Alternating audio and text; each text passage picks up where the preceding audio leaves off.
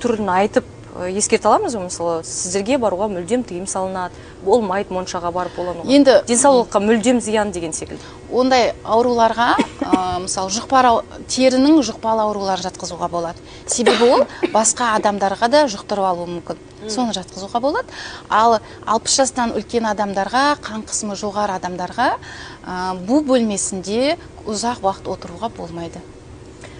Кейбір ата-аналар балаларына терісіне пайдалы, денсаулығына пайдалы деп 5 жасынан бастап бу бөлмесіне кіргізіп шығармай қоятыны бар, өз көзіммен көрдім. Сол кісілерге, ата-аналарға қандай кеңес берер едіңіз? Енді ол баланың организмі үшінде ол нагрузка, сондықтан белгілі бір уақыт қана бу бөлмесінде отыру керек. Одан кейін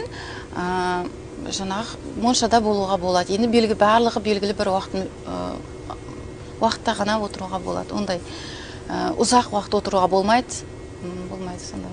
Ал егер жүрегіне салмағы ешқандай түспесе, ауыр болмаса, және 5 жасынан бастап осындай әдетке айналдырса, моншаға барып ұзақ отыру қалыпты жағдай болып көрінетін болса, бала көтере беретін болса, онда ата-анаға ешқандай сақтық шараларын сақтамауға бола ма?